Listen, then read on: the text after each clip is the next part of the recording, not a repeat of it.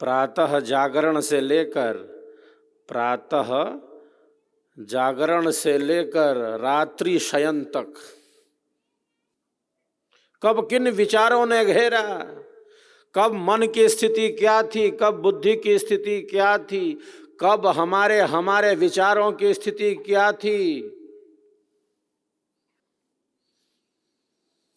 इसका निरीक्षण करता है, देखता है, आत्मावलोकन करता है, स्वयं के विचारों को पढ़ता है।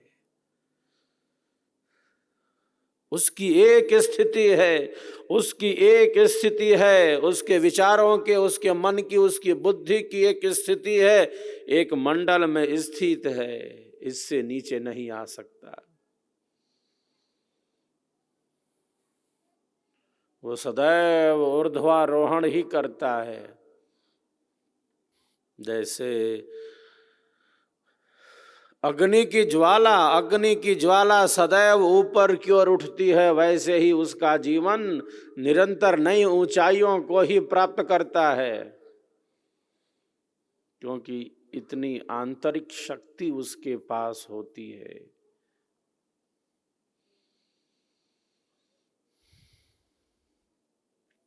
वो विचारों का निरीक्षण करता है, और जब ऐसे अनुपयोगी विचार आते हैं तत्क्षण ही अपने आत्म बल से उन्हें बाहर कर देता है। वो दरवाजा खटखटा रहे हैं, साधक जहां है वहां है, साधक जहां है वो वहां है, उसकी अपनी एक स्थिति है। विचार आ सकते हैं, अनियंत्रित, अशुभ, अकल्याणकारी, अपवित्र विचार आ सकते हैं, वो उन विचारों के साथ नहीं जा रहा है। विचार आएंगे, वो दरवाजा खटखटाएंगे, वो चले जाएंगे। साधक जहां है वहां स्थित है,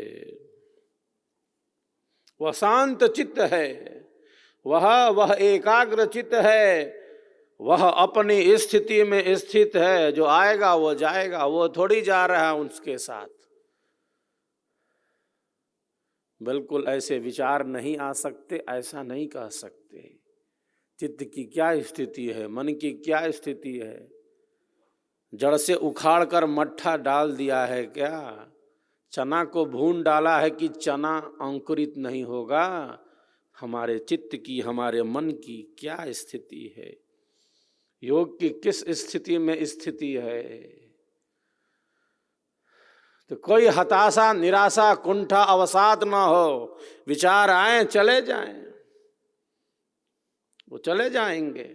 हम जहां हैं हम वहां हैं, हम जहां हैं हम वहां हैं। साधक का एक मंडल है, साधक की एक स्थिति है, और वह उसमें स्थित है। विचारों के उतार चढ़ाव पर वह नियंत्रण प्राप्त करने लगता है। इतनी आंतरिक शक्ति विकसित हो जाती है।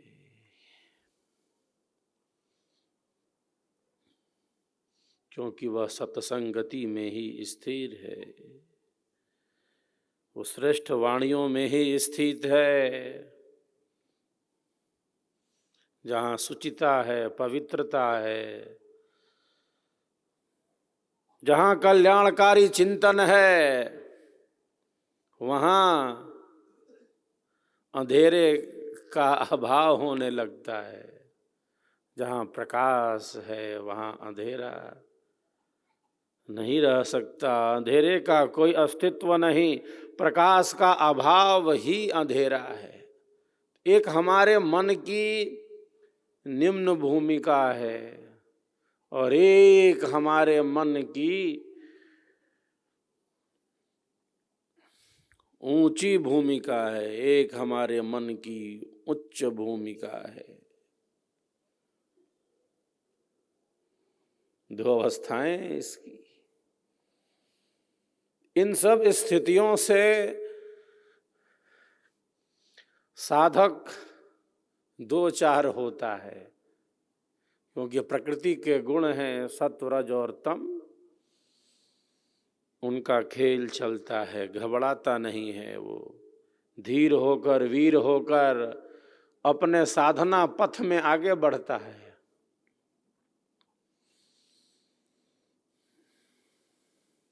प्रथम भूमि की साधना के अभ्यास से ही मस्तिष्क की अल्फा तरंगें बढ़ने लगती हैं। हमारे वैज्ञानिक क्या कहते हैं?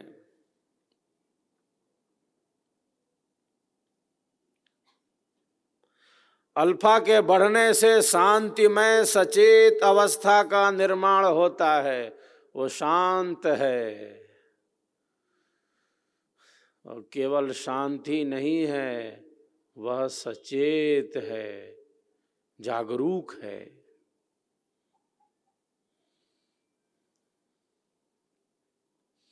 मस्तिष्क की ऐसी तरंगें अत्यधिक वृद्धि को प्राप्त कर रही हैं जिनसे शांति का अनुभव होता है, और ऐसी तरंगें जिनसे चिड़चिड़ापन उत्पन्न होता हो, ऐसी तरंगें जिनसे तनाव उत्पन्न होता हो, ऐसी तरंगें जिनसे अनिर्णय बढ़ जाता हो, ऐसी तरंगें न्यून होने लगती हैं, कम होने लगती हैं। ऐसी तरंगें क्षीण से क्षीण होने लगती हैं, और ऐसी तरंगों का विकास होता है मस्तिष्क की, जिसके द्वारा शांति और सजगता का अनुभव होता है। मन की ऐसी भूमिका है। मार्ग सहज है, क्योंकि यह सहजता में स्थित करता है। लेकिन मार्ग चूंकि वीरों का है, मार्ग चूंकि पुरुषार्थियों का है, तो ऐसा कठिन है जैसे छुरी पर चलने के समान हो। छुरस्य धारा निशिता दुरत्यया दुर्गम पतस्तत् कवयो वदन्ति। युद्ध की भूमि में अर्जुन कहता है, मन का नियंत्रण तो वैसे ही कठिन है जैसे कोई कहे कि हवा को रोक लिया हो। अर्जुन कहता है, युद्ध की भूमि में चंचलम ही मनः कृष्णा प्रमाथि बलवदृढ़म तस्याहम निग्रहम मन्ये वायो रीव सुदुष्करम। जैसे कोई कहे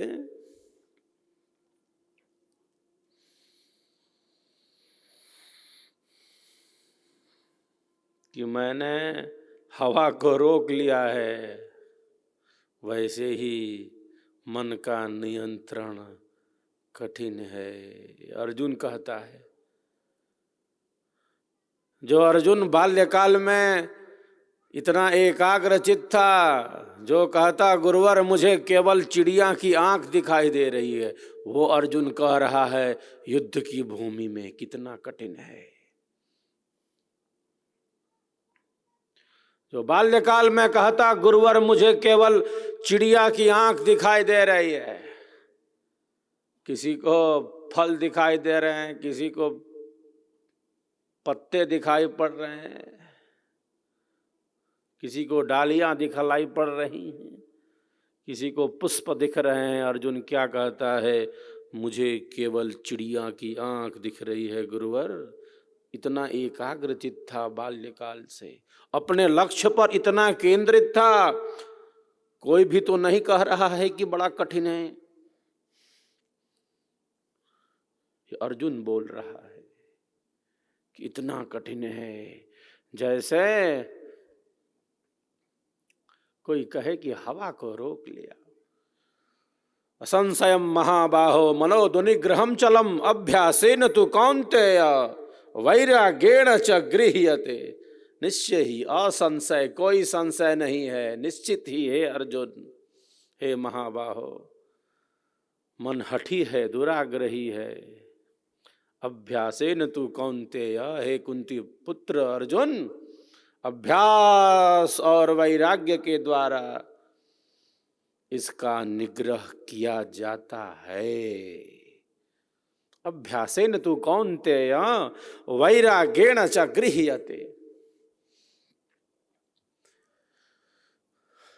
अभ्यास और वैराग्य के द्वारा इसका निग्रह किया जाता है।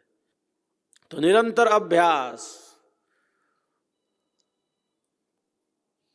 अभ्यास कहते ही ये उसे है जिस क्रिया को सीखकर बार बार हम उसकी पुनरावृत्ति करें। कल्याण का मार्ग क्या है? कल्याण का मार्ग और कुछ नहीं, जो प्राप्त है उसका हम अनुभव कर लें, जो मिला है उसको जान लें, जो है उसका अनुभव कर लें।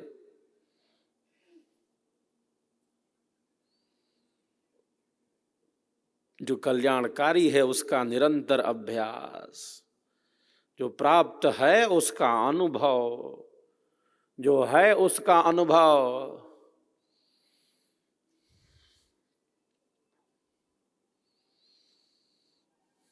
निरंतर उस पथ पर गमन, चरैवेति चरैवेति।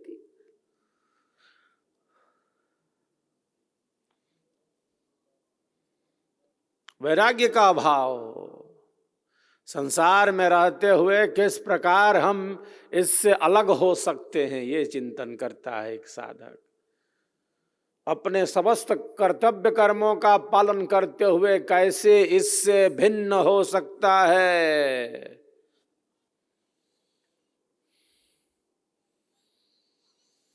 जल में कमल का पत्ता है, जल से भिन्न है, असंग है।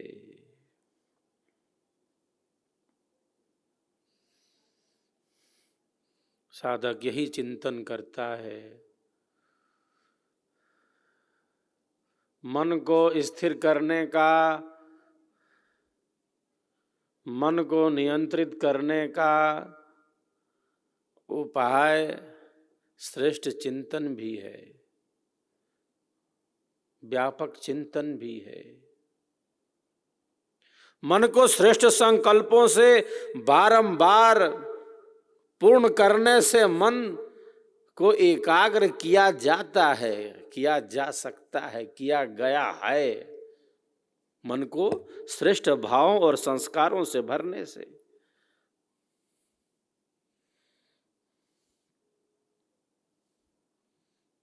जिस प्रकार लोहे को पीट पीट कर इच्छित आकार का बना दिया जाता है जहां उसकी उपयोगिता हो, मन को बार बार श्रेष्ठ वचनों से सुधारा जा सकता है। मन को अवगुणी से सद्गुणी बनाया जाता है, बनाया गया है, बनाया जा सकता है। यही चिंतन करता है साधक। अनंत अनंत जन्म और जीवनों से, अनंत अनंत जन्म और जीवनों से नाना प्रकार के सुखों को, नाना प्रकार के दुखों को, नाना प्रकार के भोगों को, नाना प्रकार के संबंधों को भोगा है। अनंत अनंत जन्म और जीवनों से नाना प्रकार के सुखों को, दुखों को, भोगों को, पदार्थों को, संबंधों को भोगते चले आ रहे हैं। ये मेरा जो वर्तमान जीवन है, केवल शरीर, संसार, इन भोगों, इन पदार्थों में नष्ट नहीं हो सकता, बल्कि मेरे जीवन का आध्यात्मिक निर्माण होगा। मैं अपने लक्ष्य को सिद्ध करूंगा, ऐसा संकल्प है एक साधक का, ऐसा संकल्प है एक साधक का। तो श्रेष्ठ संकल्पों से, अच्छे विचारों से, सद्विचारों से, कल्याणकारी विचारों से हमारा मन उसके अनुकूल बनने लगता है। जैसा हम सोचते हैं, जैसा हम बार बार विचार करते हैं, जैसा हम बार बार चिंतन करते हैं, हम वही बन जाते हैं, हम वही हो जाते हैं। हम और कुछ नहीं, जैसा हमारा चिंतन है, जैसे हमारे विचार हैं, जैसे हमारे भाव हैं, बस हम हैं वही हमारी अभिव्यक्ति है। तो श्रेष्ठ विचारों से, पवित्र विचारों से, कल्याणकारी विचारों से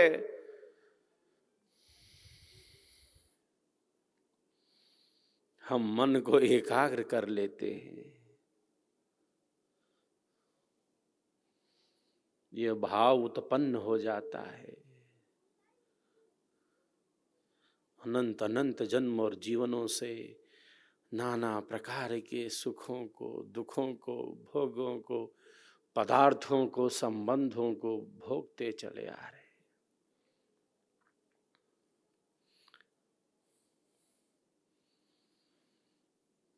बहुत बार अनेकों हताशा, निराशा में आ जाते हैं। जीवन के प्रति उनकी जो दृष्टि है वो बड़ी निम्न भूमिका में आ जाती है। दुखों से इतने प्रताड़ित हो जाते हैं,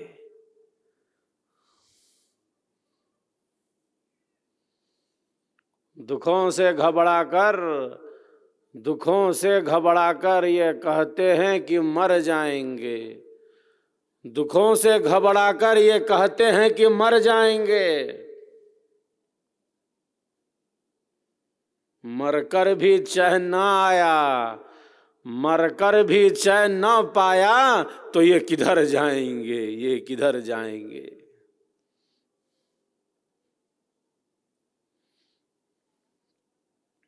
असूर्या नामते लोका अंधे न तमसा व्रतः।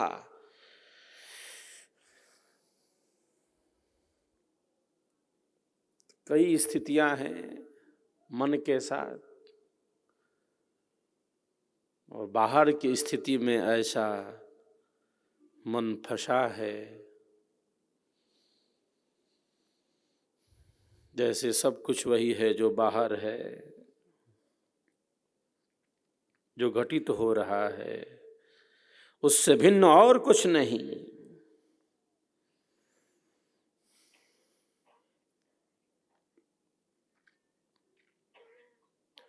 साधक यही चिंतन करता है कि अनंत जन्म और जीवनों से नाना प्रकार के सुखों को, दुखों को, भोगों को, पदार्थों को, संबंधों को हमने भोगा है। वर्तमान जीवन केवल इसी में नष्ट न हो जाए, बल्कि हमें लक्ष्य की सिद्धि करनी है। ये जीवन है क्या, इसका अनुभव करना है, परम सत्य का अन्वेषण करना है। जीवन और सत्य दो नहीं, हम जीवन कहें या सत्य कहें। जीवन को ठीक ठीक जान लिया, जीवन को ठीक ठीक समझ लिया, इसका तात्पर्य है परम सत्य का अन्वेषण कर लिया।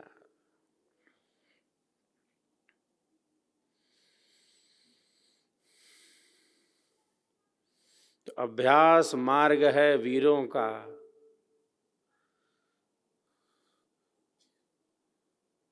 दुखों से निवृत्ति का मार्ग है वीरों का।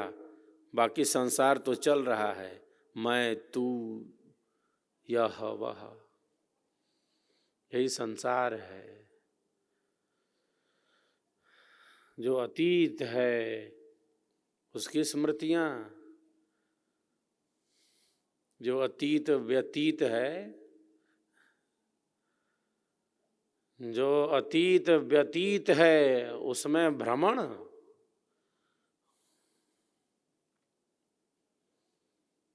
भविष्य की कल्पनाएं,